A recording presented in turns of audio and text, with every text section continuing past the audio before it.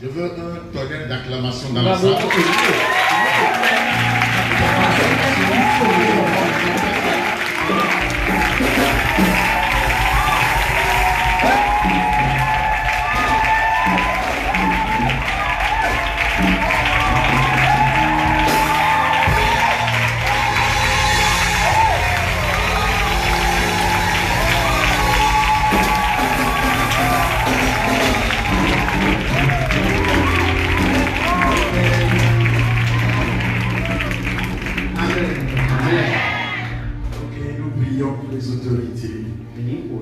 Et pour tous ceux qui sont élevés en dignité. Car c'est la Bible qui nous dit qu'avant toute chose, de prier pour les autorités. Pour tous ceux qui sont élevés en dignité. Et vous savez, les autorités administratives, les autorités parentales, les autorités spirituelles ont un travail. Les autorités parentales, c'est pour les parents, pour les enfants, pour la famille. Les autorités administratives, c'est pour la nation. Les autorités spirituelles, c'est pour l'Église.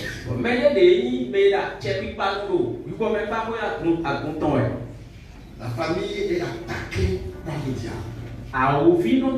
Et quand il veut le faire, il passe par les parents. Le père, la mère. C'est ce qui s'est passé dans le jardin d'Éden. Et ça nous a amenés où nous sommes aujourd'hui. Le diable avait visé juste.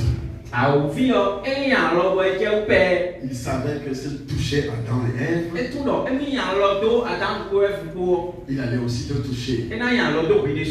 C'est pourquoi la Bible dit, par un seul homme, le péché est entré dans le monde et la mort est entrée dans le monde par un seul homme. Donc le diable c'est un visionnaire pour détruire une famille. Il ne passe pas par les enfants. Il passe par les autorités. Le père et la mère. Donc, il faut prier pour ces autorités. Pour détruire une nation, passe par les autorités. Politique,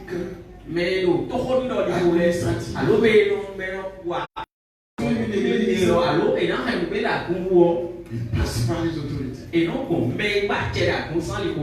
Le pasteur, tout ce qui l'entoure, sont des autorités. Dieu peut les utiliser. Amen. C'est pourquoi il faut prier pour les autorités. Que nous ayons la prospérité. Que nous ayons la paix. Que nous ayons le bonheur. Mais le diable a inventé autre chose. Au lieu de demander aux gens de prier, comme il ne veut pas le faire, il a inventé l'opposition. Le diable est comme la parole de Dieu. Les parents aussi dans la famille ont l'opposition autour d'eux.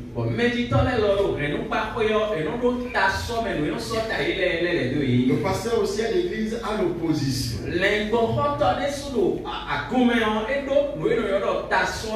Il y a beaucoup dans l'église qui ne sont pas pour le pasteur. Les sorciers qui arrivent à l'église attaquent le pasteur.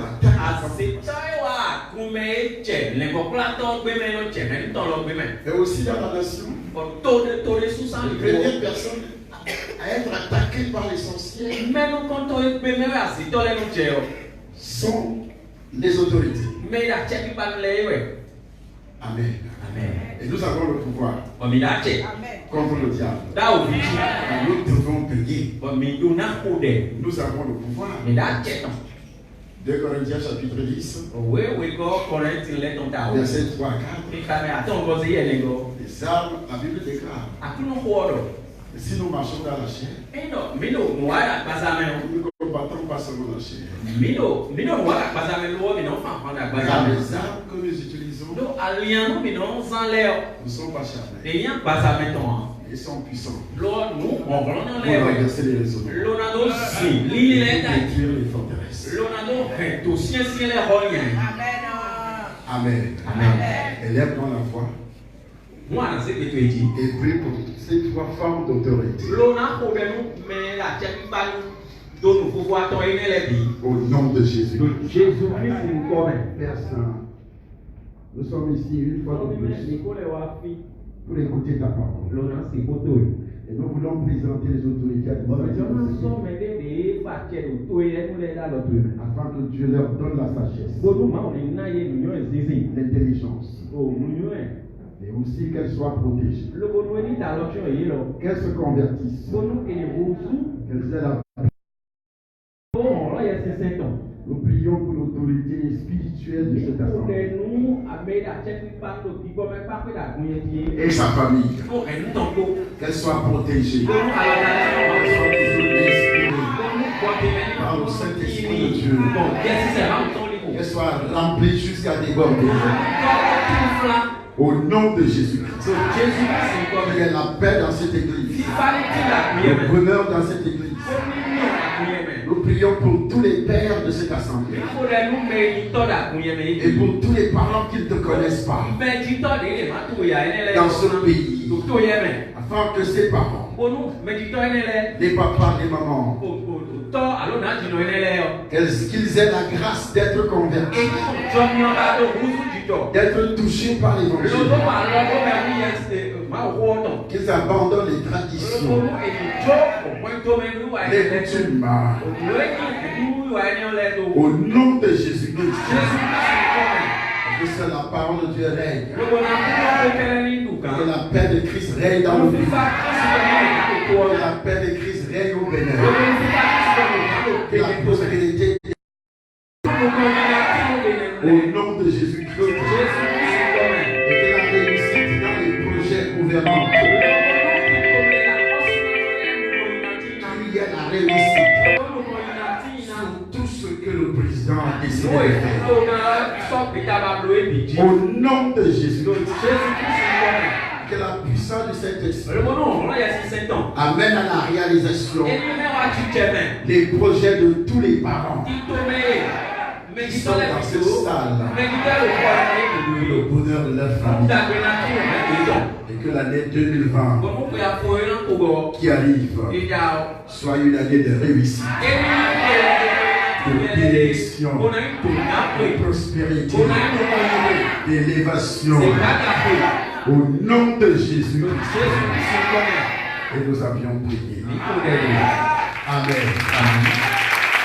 Merci, Seigneur. Vous êtes bénis au nom de Jésus. Asseyons-nous. Merci Seigneur. Je vous parlerai ce matin, je suis arrivé chez vous pour une courte visite avant de continuer chez moi au Cameroun pour ce mois de janvier, la traversée, tout ce que vous imaginez. Je suis arrivé chez vous pour partager quelques dons avec vous avant la fin de cette année. Amen. Je dis avant la fin de cette année. Ce que tu sèmes en 2019, c'est ce que tu récoltes en 2020. Tout le monde connaît cette loi.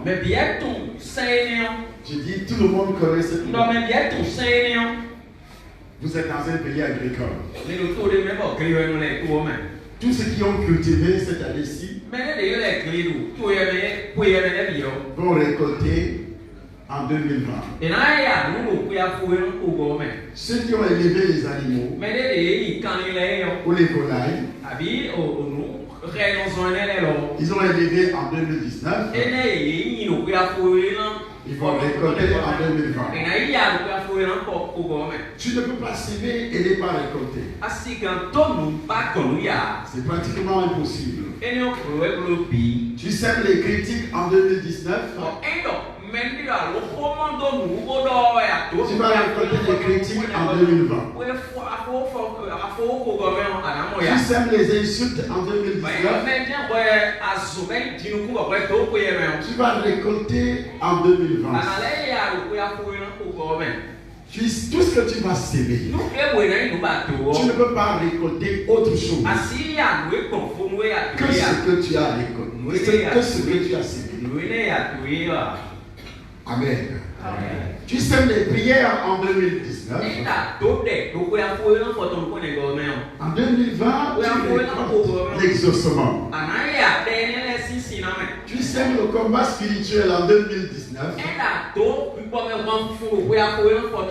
2020, tous tes ennemis sont à terre. Mais alors, si tu n'as pas combattu, tu auras encore plus d'ennemis. Plus de démons qui vont t'attaquer. Mais qu'est-ce que les gens font? Ils attendent le 31 décembre pour aller à l'église ou à minuit. Parce que toutes les églises organisent les cultes, les messes de minuit.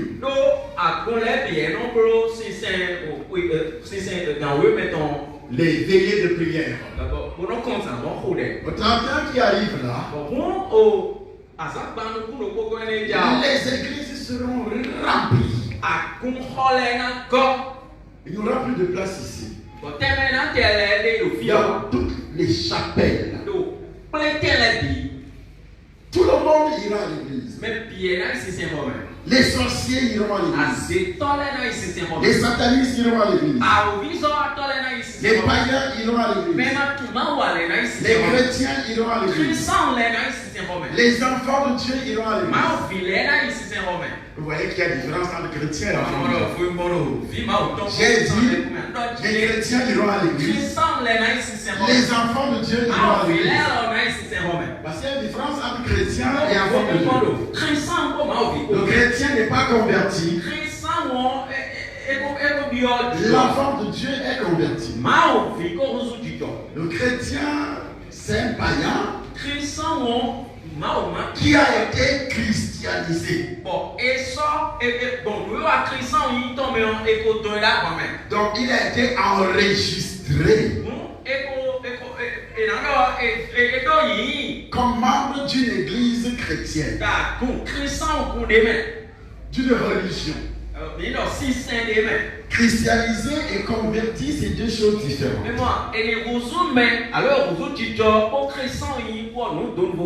Dans les religions sont venues christianiser les gens.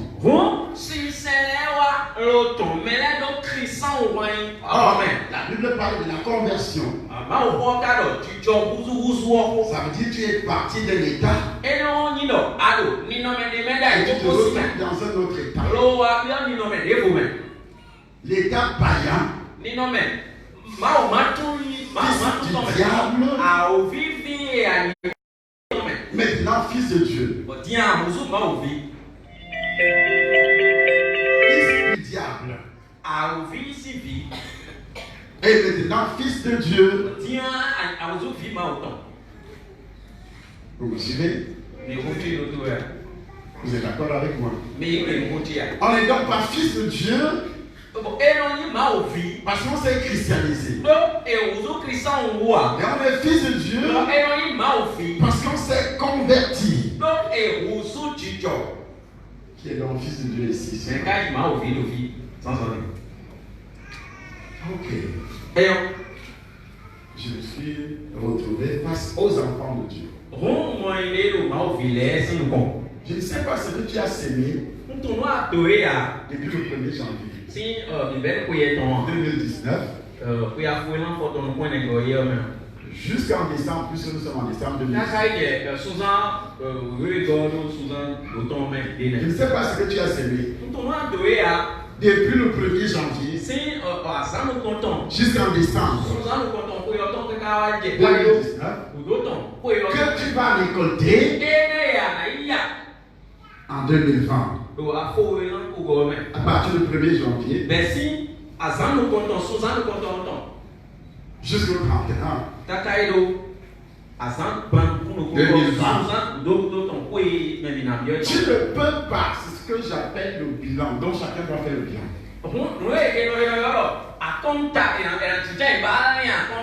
Tu ne pourras pas récolter autre chose. Même si tu pries comme les cloches d'une église catholique.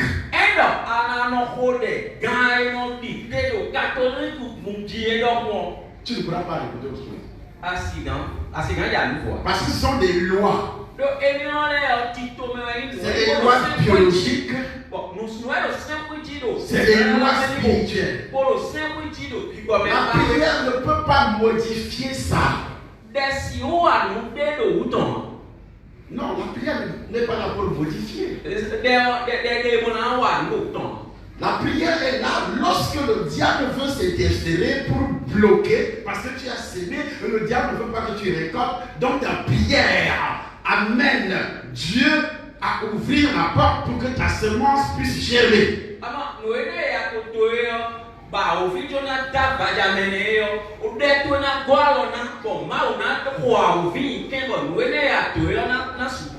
Mais les gens prient sans semence.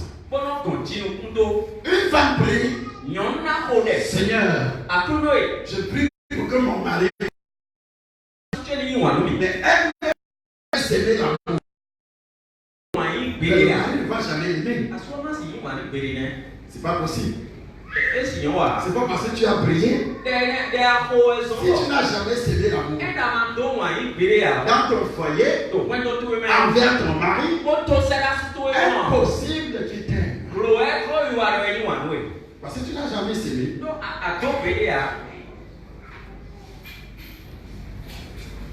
Elle prie pour que mon mari me donne.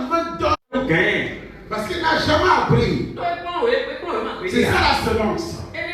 C'est ça la semence. Apprendre ces leçons. Vous voyez comment le chrétien francophone vit. Il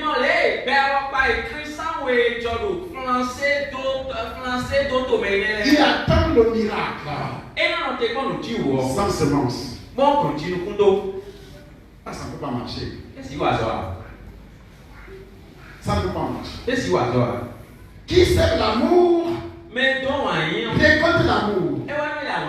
Qui sème la haine récolte la haine. Qui sème la jalousie récolte la jalousie.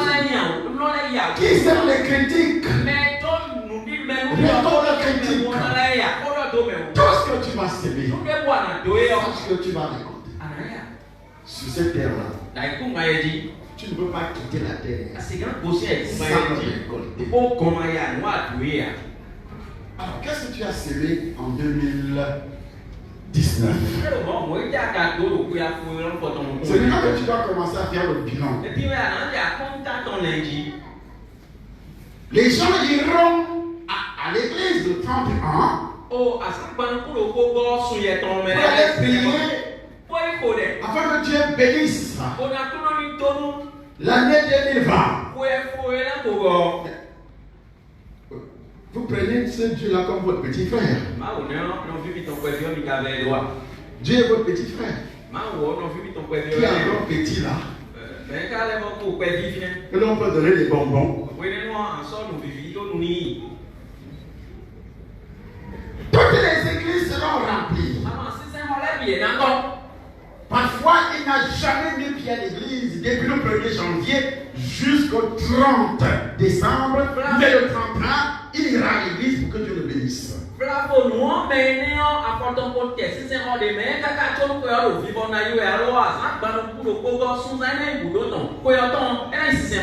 vous le dis, il n'y a pas de bénédiction sans semence. Il n'y a pas de mort sans péché adamique. Romains chapitre 5, le verset 12. Quelqu'un peut lire rapidement. Lève-toi, tu lis rapidement. Je lis Romains chapitre 5, le verset 12. Oui. C'est pourquoi. Quand par un seul homme, le péché est entré dans le monde. Par un seul homme, le péché est entré dans le monde. Le premier homme a sémé le péché. Et qu'est-ce qu'il a récolté? Le péché est entré dans le monde. Oui. Et par le péché, la mort. La mort est entrée dans le monde. Il n'y a pas de semence sans récolte. Il parle du monde. La mort est entrée. Ce que Adam avait sémé étant le père de toute l'humanité, et toute l'humanité aussi récolte.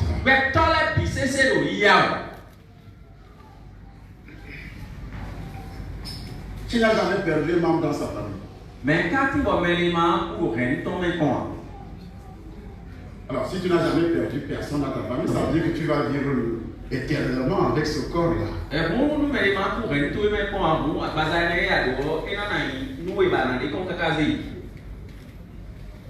Ce qui n'est pas possible. Oui. Et qu'ainsi la mort s'est étendue sur tous les hommes. Ainsi la mort s'est étendue sur tous les hommes. Oui. Parce que tous ont péché. Est-ce que toi tu étais là quand Adam a péché? Est-ce que tu étais là? Est-ce que tu étais là? Mais pourquoi la Bible dit tous ont péché? Il vient de dire par un seul homme, le péché est entré dans le monde. Et par ce péché-là, la mort aussi est entrée dans le monde. Continuez à lire. Car jusqu'à la loi, jusqu'à ce que Moïse obtienne les tables de la loi, le péché était dans le monde. Le péché était déjà dans le monde avant que Moïse n'obtienne les 10 commandements. La mort aussi était déjà dans le monde. Donc ce ne sont pas les 10 commandements de Moïse qui ont amené le péché et la mort. Oui. Or le péché n'est pas imputé quand il n'y a point de loi. Or le péché n'est pas imputé quand il n'y a point de loi. Mais Dieu a donné une loi à Adam.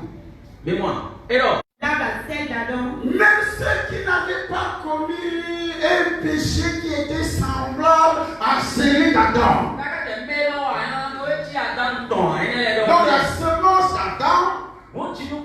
Donc la semence d'Adam amène des problèmes dans ma vie. Moi je dois mourir, pourquoi? Toi la femme, est-ce que tu es Ève? Et la Bible dit c'est Ève qui avait cueilli le fruit. Qui est femme dans cette assemblée? Qui est femme ici là?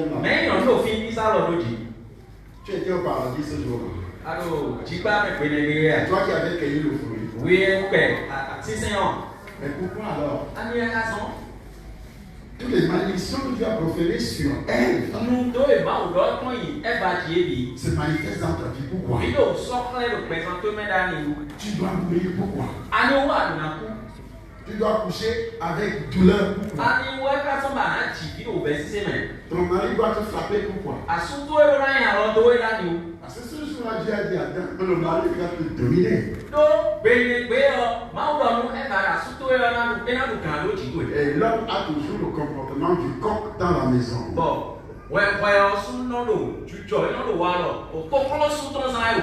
Viens ici. Vraiment.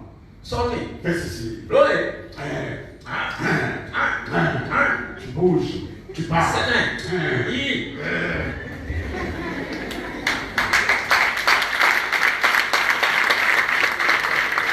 Qui a dit ça? C'est Dieu. Est-ce que toi, la femme entière, tu étais là-bas? Quand Dieu le disait à Adam, tu étais là? Non. Mais tout ça t'arrive toi aujourd'hui. Pourtant, il parlait à Ève. Ce que Ève a semé, toutes les femmes naissent avec ça. Ce qu'Adam a semé, tous les hommes naissent avec ça. C'est ça le fruit de la semence. Ton père biologique a semé en 2019.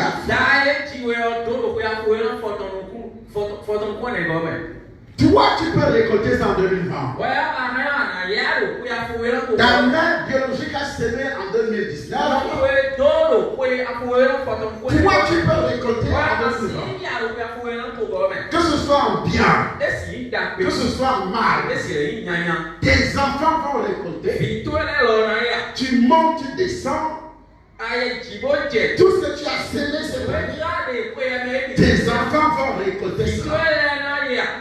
Tout ce que tes parents ont semé depuis des années, tu es en train de récolter ça.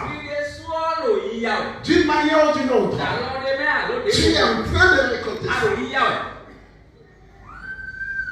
2 Rois, chapitre 20.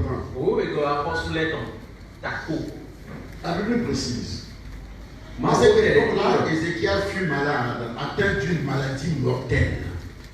Nous sommes au verset 1. Le prophète Esaïe, fils d'Amos, vint le trouver et lui annonça: voici ce que dit l'Éternel, donne tes ordres à ta famille, car tu vas mourir. Tu ne vivras plus. Ah bon? Ils ont des Bibles. Vous avez les Bibles en fond, non? Donc, j'ai donné le chapitre, vous pouvez lire. Vous voyez? Dieu envoie un homme de Dieu. Depuis le 1er janvier 2019, Dieu envoie envoyer votre père. Vous enseignez. Vous expliquez des choses. La mort n'est pas seulement physique. La mort est aussi spirituelle. Si tu fais ça, tu vas mourir. La première mort qui s'est manifestée dans le jardin d'Éden, c'était la mort spirituelle. Adam séparé de Dieu. Mais il est mort plus de 950 ans après. 950 ans. Mais le jour qu'il a péché, il n'était pas mort physiquement. Mais il était déjà séparé de Dieu. Et Dieu l'avait chassé du jardin. Il faut quitter. Il n'y a plus de communion avec toi. Il n'y a plus de relation avec toi. Entre moi et toi, rien. Et Adam est sorti. Et la souffrance a commencé. Là où il était béni. Et Dieu le fait sortir.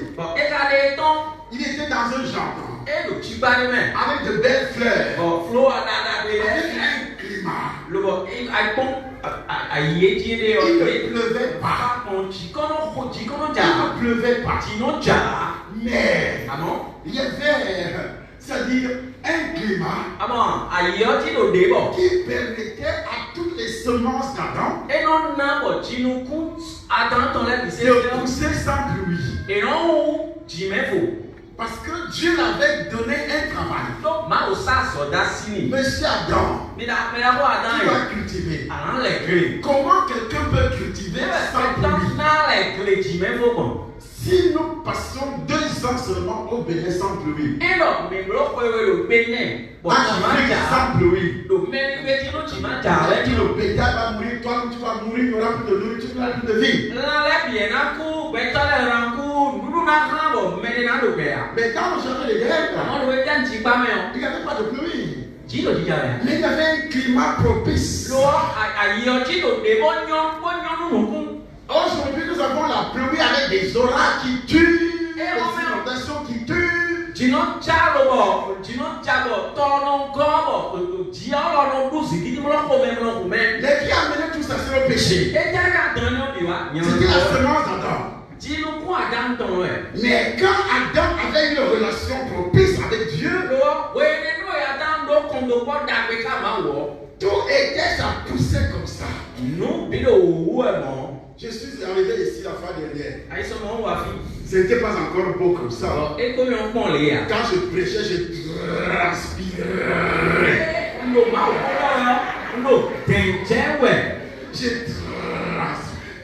Je rentrais à l'hôtel étant mouillé jusqu'au talon.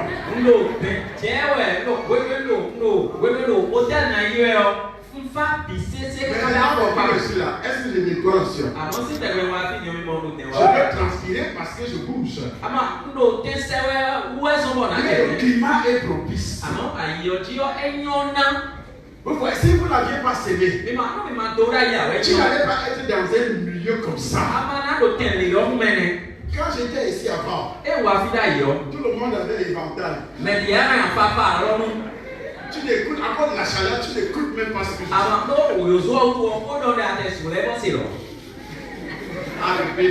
Il fait tellement chaud. Tout le monde voulait rentrer rapidement. Mais aujourd'hui, tu as envie de dormir ici. À cause de ce que tu as sémé. S'il n'y avait pas semence, il n'y avait pas une bonne vie ici. Regarde comment c'est beau. Afrique, c'est beau. Tellement beau. Même Afrique.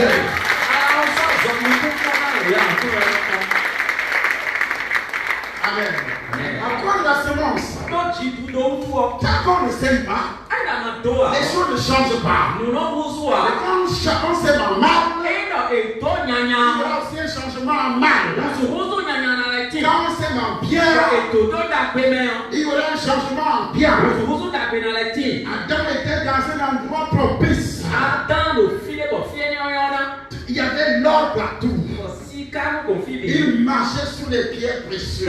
Partout, il y avait une beauté extraordinaire. Mais après le péché, la semence, la souffrance sort du jardin. Il est sorti. Les problèmes ont commencé. Il faut qu'il cultive dans le désert. Avec la poussière, avec les microbes, avec les virus. Il fait le premier enfant, le deuxième enfant. Le premier tue. Il tue le deuxième. Adam est en train de récolter ce qu'il a semé.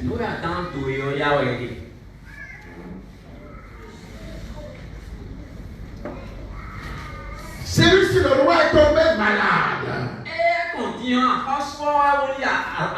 Et Dieu dit au roi, tu vas mourir. Fais ton testament.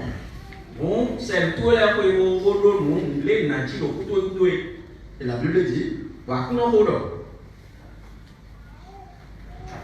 dès que le prophète est arrivé, dans tes ordres à ta famille, car tu vas mourir, tu ne vivras plus. C'est le prophète qui parle au roi.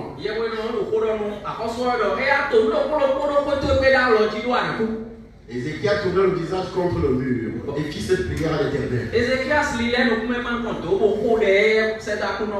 Éternel, souviens-toi que j'ai marché devant toi. Souviens-toi que j'ai marché. Ça veut dire examine mon bilan. Examine tout ce que j'ai semé. Depuis que je suis avec toi. Examine quand même. C'est ça le bilan.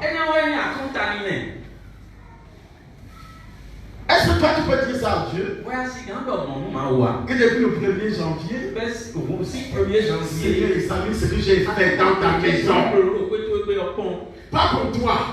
Parce que tu as travaillé pour toi, pour manger, pour acheter le rouge à lèvres, pour acheter perruque, pour acheter moto, pour acheter les mèches, pour construire ta maison. Mais tu as fait ça pour toi. Et qu'est-ce que tu as fait pour Dieu? 2019, du 1er janvier jusqu'au 31 décembre 2019. Est-ce que tu peux dresser le bilan? Il dit, souviens-toi. J'ai marché devant toi. Tu ne peux pas marcher devant Dieu sans travailler. Pour lui, car lui-même a donné le travail à Adam. Cultive le jardin. Garde les animaux. Fais les aménagements. C'est lui qui a donné ce travail à Adam. Adam n'a pas inventé ça. Et quand tu es né de nouveau, Dieu te donne le travail. Le premier travail d'un enfant de Dieu, annoncer l'évangile, amener les âmes à la conversion. Mon premier travail n'est pas celui de travailler pour nourrir ma famille. Je déclare que Dieu veut que tout le monde soit sauvé. Comment ils apprendront s'il n'y a personne qui annonce l'évangile? Mais depuis le 1er janvier, est-ce que tu peux faire un bilan que j'ai amené 10 personnes au Seigneur? Et les 10 personnes sont ici dans la salle. Tu fais le bilan. Seigneur, j'ai donné ma dîme sans rater une seule fois.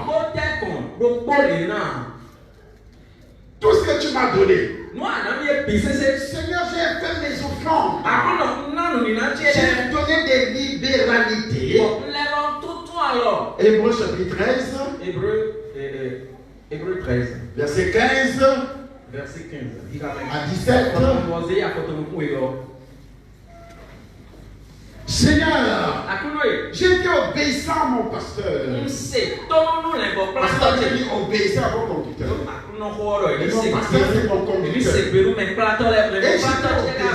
Je suis pas allé à gauche, à droite. Je suis resté à l'église. J'ai prié pour mon pasteur. J'ai prié pour mon pasteur. J'ai annoncé l'évangile. Lisez Hébreux chapitre 13 à partir du verset 15 à 16. Je lis Hébreux 13 partie du verset 15. Par lui, offrant sans cesse à Dieu, dit sans arrêt. À qui? À Dieu. Un sacrifice de louange. Un sacrifice de louange. C'est-à-dire sans cesse du 1er janvier au 31 décembre. Sans cesse à Dieu. Un sacrifice de louange. Tu as adoré Dieu. Tu te réveilles le matin. Tu adores les terrains. Même si tu as mal au ventre. Si tu as trop mangé la pâte hier. Tu étais à la fête. Tu te réveilles avec ton moment de ventre. Et puis tu commences à adorer le Seigneur. Dieu dit d'offrir sans cesse à Dieu un sacrifice de louange. Même si tu perds un membre de ta famille, tu offres un sacrifice de louange. C'est-à-dire le fruit. C'est-à-dire le fruit de lèvres. Le fruit des lèvres qui confesse son nom. Qui confesse son nom. Une année à combien de jours? Hein? 365. 76 ou 65? 66. Quand il dit de le faire sans cesse. Donc tous les jours, même 10 fois. J'ai lu dans la Bible de Satan. Satan dit aux sorciers de nous maudire 3 fois par jour. Si une année a 365 jours, maintenant on te maudit 3 fois par jour. Ça peut faire combien de malédictions sur toi au cours d'une année? 365 fois 3. Ça fait combien? Hein? 1095 malédictions que Satan envoie à chaque personne née de nouveau. À chaque personne. C'est écrit dans la Bible de Satan. Et Dieu dit, toi, tu dois l'adorer sans cesse. Donc, quand tu adores Dieu, Dieu descend pour enlever ces malédictions. Mais toi, tu ne l'adores pas. Relis le verset. Qui est Je relis le verset 15. Oui. Par lui, offrant sans cesse à Dieu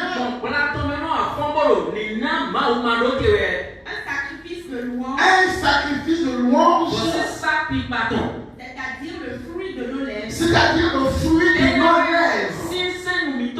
Mais ça seulement, les chrétiens sont égoïstes. Même adorer, remercier Dieu dans la journée, dans la nuit, il ne le fait pas. Mais c'est une loi aussi. Quand tu le fais, Dieu descend dans ta vie. Il fait des choses extraordinaires. C'est pas la prière, parce que vous vous approchez de Dieu tous les jours pour prier, pour lui demander des choses. Mais il faut aussi que tu l'adores. Si tu as une femme qui s'approche de toi seulement, quand elle veut les mèches, est-ce que tu vas l'aimer? Tu vas l'aimer? Elle vient tous les jours. Une fois par semaine. Elle dort dans une autre chambre. Elle ne dit même pas bonjour. Elle ne fait rien. Mais quand elle a besoin de mèches, chérie, si tu veux me trouver l'argent pour acheter des mèches, tu vas toujours donner.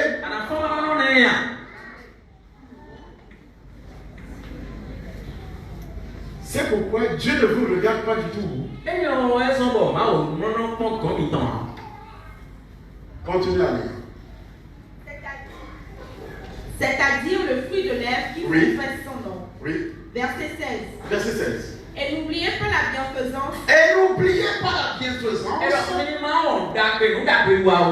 Et la libéralité. La bienfaisance, qu'est-ce que ça veut dire? Et la libéralité. J'ai fait du bien à qui a Dieu toujours.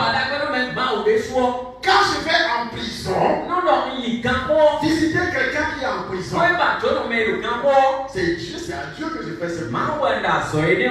Il est en prison, il souffre. Depuis de cette année 2019, as-tu visité un seul prisonnier à Cotonou? Monsieur Dieu, Monsieur Jésus n'a-t-il pas écrit dans le livre de Matthieu que j'étais en prison et tu m'as rendu visite? Qui a rendu visite à un prisonnier ici? Pas ton frère, pas ton frère. Ou ton mari. Ça c'est une visite d'intérêt. Mais tu te prépares avec un sac, avec des savons dedans, avec le pain dedans, avec le lait dedans. Je vais visiter les prisonniers que je ne connais même pas. Tu fais une demande. Ça c'est le service chrétien. Né de nouveau. Qui a fait ça? Il n'y a pas un seul doigt. Tu as donc semé quoi? Jésus dit j'étais malade. Et tu m'as visité. J'avais faim. Et tu m'as donné à manger. Il dit dans cette lecture, les justes vont lui poser la question. Oh Seigneur, moi je t'ai vu où? Quand est-ce que toi tu étais à la tête? Quand est-ce que toi tu étais prisonnier? Il va répondre en disant, chaque fois que tu as fait ça à une personne, c'est à moi que tu as fait ça.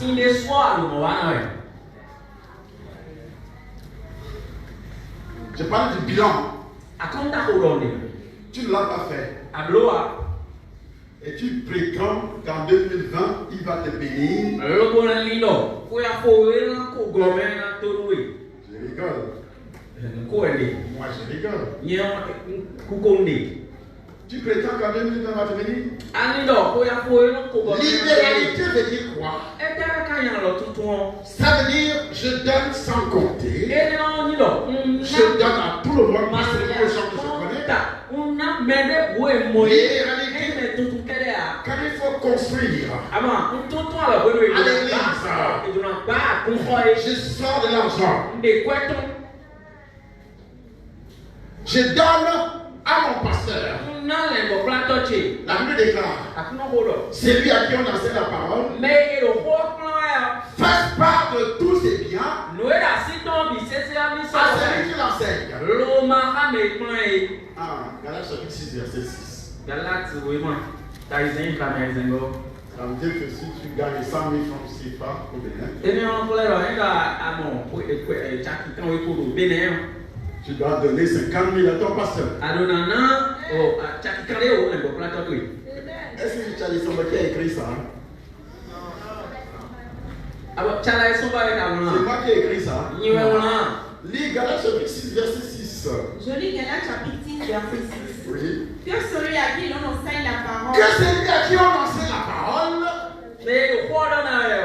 Fasse part de tous ses biens à celui. Fasse part de tous ses biens à celui qui l'enseigne.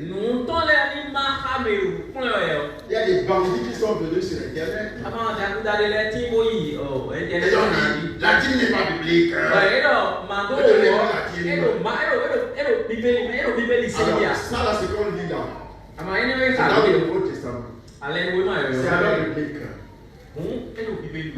Ça dépasse la dîme. La dîme, c'est un dixième, non? Mais si Dieu dit divise, c'est ça là que tu peux faire. Si la dîme est un dixième, tu ne parviens pas.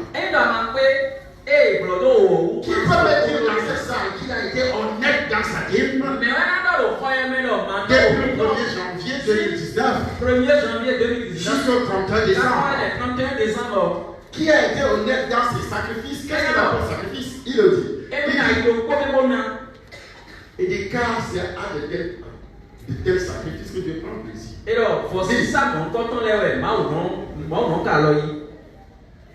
car c'est un de tels sacrifices et donc, voici ça, quand on les que Dieu prend plaisir. N'oubliez pas la libéralité et la bienfaisance. C'est un de tels sacrifices. Voici ça, quand on les c'est écrit comme ça dans ta Bible. Lis. Verset 16 de Hébreux 13. Et n'oubliez pas la bienfaisance et la libéralité. Oui. Car c'est un de tels sacrifices que Dieu prend plaisir. C'est un de tels sacrifices que Dieu prend plaisir. Et donc, voici ça, quand on les je n'ai pas, mais je vais donner. Jésus-Christ a parlé de cette veuve qui n'avait rien. Les riches étaient assis là. Ils mettaient le superflu dans les paniers. Et Jésus a vu une veuve. Donc dans l'église de Jésus, les gens donnaient aussi l'argent. Moi je pensais que c'est seulement dans nos églises. Donc même dans l'église de Jésus, les gens donnaient de l'argent. Tout ce que la Bible dit, il était assis. Lui ne s'asseyait pas sur les chaises comme nous. Il s'asseyait là. Après le panier, où est le panier là? Baby, pourquoi tu vas garder le panier? Tu le caches? Dans l'histoire, il est passé ça enrichisse. Ok. Le panier était comme ça à côté de Jésus. Comme ça. La Bible dit, et les riches venaient déposer le superflu. Le superflu veut dire quoi? L'excédent. Donc, on veut rien à faire avec ça. Et les riches déposaient les paquets.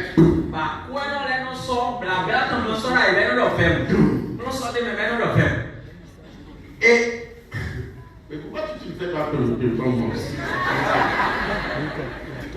le paquet, c'est pas un pied petit. Avec 5 000 que tu déposes. C'était des liasses que les riches déposaient. Dis à ton voisin dans l'église de Jésus. C'était dans l'église. Dis à ton voisin, c'était dans l'église de Jésus. C'était pas l'église en exil. Pour l'église de Charles Somba. C'était dans l'église de Jésus lui-même. Les gens donnaient l'argent. C'était pas des feuilles de papayer. Mais c'était l'argent. Et chaque riche venait. Il prenait le superflu. Il déposait. L'autre vient. Homme d'affaires. Femme d'affaires. Et les autres donnaient. Une pauvre veuve. Elle est pauvre pourquoi? Elle n'a pas de mari. Elle n'a pas de travail. Elle n'a rien. C'est une veuve. Elle a perdu son mari il y a 10 ans. La belle famille l'a déjà insultée, fatiguée. Elle n'a que 2 deniers. Qui a 2 jetons là? 2 pièces de CFA. 2 deniers. C'était 2 pièces. 2 pièces. Merci mon frère. Je vais te remettre. Ne t'inquiète pas.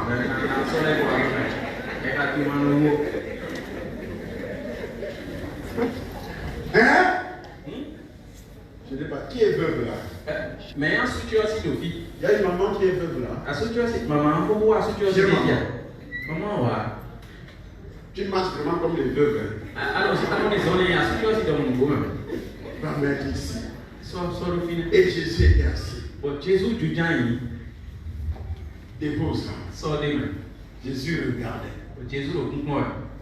La veuve est partie. Et Jésus s'est levé. Jésus a dit, parmi tous ceux qui ont déposé leur argent aujourd'hui, c'est cette veuve qui a beaucoup donné. Parce qu'elle a donné tout ce qu'elle avait pour vivre. Ça veut dire que dans le sac de la veuve, dans le sac de la veuve, il n'y avait plus un sou.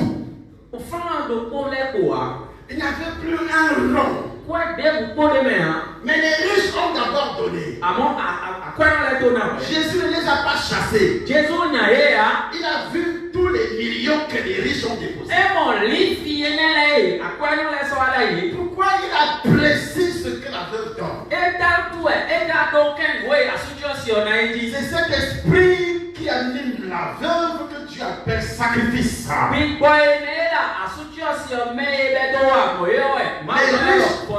Les riches ont déposé le superflu. Ils ont des milliards. Mais ils ont déposé ce qui balance pas. Mais Jésus n'a pas dit à la veuve. Mais toi, tu n'as pas de mari. Tu es pauvre. Prends ton argent. Jésus appelle ça semence. Il devait utiliser ces semences pour nourrir la veuve après. Il n'a pas dit reprends parce que tu es pauvre. Mais quel est le langage démoniaque que j'entends aujourd'hui? Et les pasteurs dépouillent les pauvres. Les pasteurs dépouillent les pauvres.